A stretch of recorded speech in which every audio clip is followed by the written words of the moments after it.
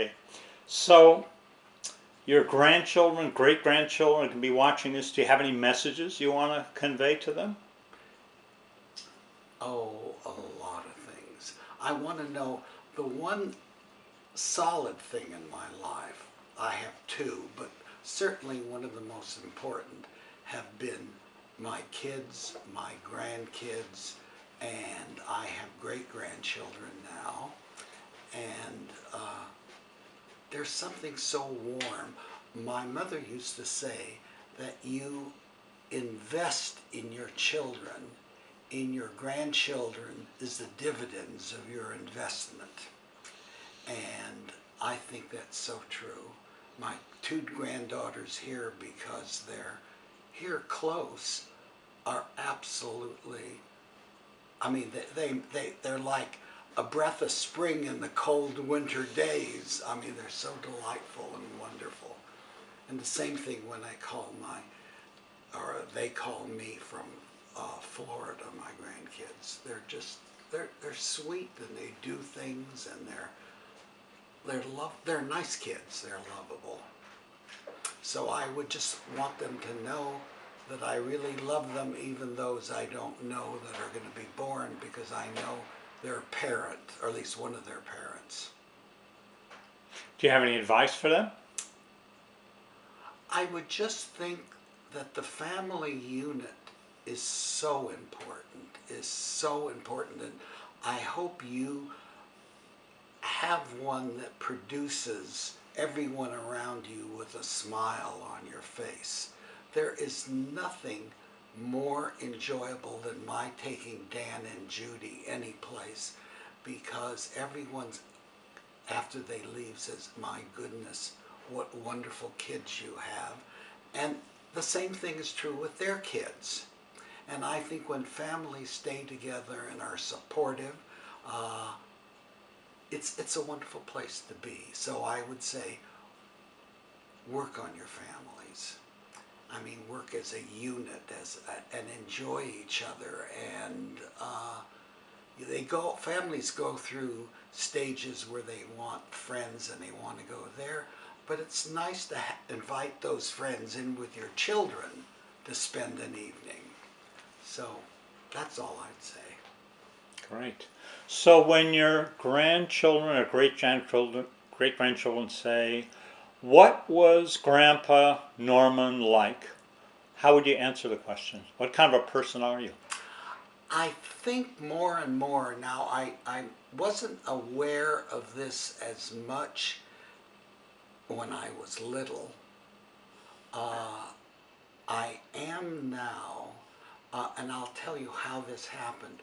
I've been packing to move here, and I had boxes of things when I retired from Acalanes, when I retired from Gridley, and people at the end sent me things, or people gave me albums of what students said or what parents said, and I really didn't want to read them, but I knew they were nice and sometime I would, and then I forgot about them. And as I was cleaning out my garage, because I couldn't bring everything with me here, I opened up some of these boxes, and I was deeply moved by what people got, or what they said they got, from being in my class, from being with me. And so what I think, now I forget the exact question you've asked, but I think what I'm like is I have a basic love and trust for people. I am a nurturer. It doesn't mean I'm not a disciplinarian. It means I'm not an arbitrary disciplinarian that does anything but try to make you, or my students, or whatever it is, better than they could be in my eyes. Now, I don't know that I always know what's right, but I think I feel what is right. And so I'd like them to think that their grandfather, great-grandfather, whoever he was a very kind man. Remember those quotations that you sent? I forget the man's name. The one quotation from him that I can't quote exactly, but when he was young, he always liked, or he always admired people who were acute or clever. But when he got older, he remembered the people, or admired the people that were kind. And I think, I don't know if I was ever clever, but I did good things all along, and maybe some of the good things were clever, but with my cleverness, I was always kind. So I think that's what I'd like them to know. What are you proud of in your life? Proud of my family, even though we've had a difficult time with the divorce. Proud of them, proud of the closeness of them, and I'm very proud of my teaching. I can only read those things that parents and students wrote. But let me tell you one of them that shows you how meaningful. There once was a boy, Ronald Stearns, and Ronald was a wonderful kid. And in his sophomore year, I had him as a freshman in English, and in his sophomore year, he became sophomore class president. The freshman class was like all freshman class. Here, there, they couldn't do anything. But the sophomore class was more together, and they won the best homecoming float, they won the best decorations for this and that. And each time they did, I sent this boy a little note saying, the reason the sophomore class is as great as they are is because you're a good leader. And I sent him about 3 or 4 of them. He has since, before I graduated, had graduated from Princeton, was a lawyer and teaching. When he heard I was retiring after 23 years, he wrote a letter, and on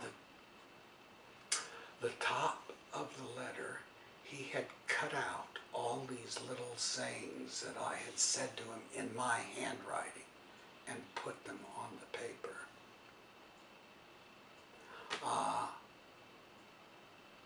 That's very moving. It's very moving to realize what you say just casually to a young person can mean a great deal. You know, and I have a person, another student who was a lawyer, became the speech writer for the senator from Nevada, Harry Reid. And out of a blue one day, I got a letter telling me what he was doing, and he said one of the best speeches that Harry had given was one where he quoted and referred to Emerson and how evidently they were trying to do away with monies for parks. And he talked about Emerson and his love of nature, and Thoreau and his love of nature. And he said all those are because of, all that speech was because of you. Now he is a judge in Washington, D.C., and he keeps sending me, sometimes he reads something and he'll say, just read this, there's nothing else I need to say. And I correspond very rarely, but... Yeah, what do you do for fun now? Fun. I still have friends here, and I see them, and my friends are cherished people. There are a lot of acquaintances I have, but friends are rare. And so just being with them is great fun. And I like going places. Alex and I went to see Metapause, and that was funny. And everything I do go out is a joyous thing. Around not Pebblewood Pines, the terraces, I spent 6 months decorating this place because, like my father, and my father liked beautiful things. He really did. I like things that look nice. I don't care if they look nice to anyone else, or the custodians come in and say, "Oh, you have a lot of things here," and they're worried at the number, and there are too many things here. But they're Why are nice. they worried? Pardon? Why are they worried? It's just, a comment. Oh, you have a lot of things, like, Maybe they like it. maybe they do, but not quite. Though, if they like it, there's no joy in their voice. There's, oh, you spilt the coffee all over again. I think they just like it. Well, I hope so. But I do. And I like other people to like it, but I like it. And that's taken a lot of work, I want you to know. It just, because I don't know how to decorate, so it took a lot of time. I do that. I'm soon going to start going back. When I was in Japan, I took sumie art lessons. And I have some paintings that I drew here that I think are good. And I'd like to go back to that. And I'd like to do it. I haven't done it for 5 or 6 years. More like 10 or 20. But anyway, I'd like to do that again. And I'd like to go to more of the things that they have here. I just worry about my dog because I can't leave without putting the bark collar on him. I don't like that because I know he'll bark. That's his nature. And then he gets little electric shocks. And I probably won't go to as many as I think I would like to go to because I don't like doing that to him. I feel that's very, very unkind to my dog, who is a great love of my life. Great. Anything else you want to say for posterity? Well, bless you, and I think people like you who look at other people and say, what can I do? Which is what I do. That's why I like it. What can I do for other people? And you're taking this for my grandchildren, for my great-grandchildren. And that's plussing a little, saving the old statements you made 35 years ago and still having them.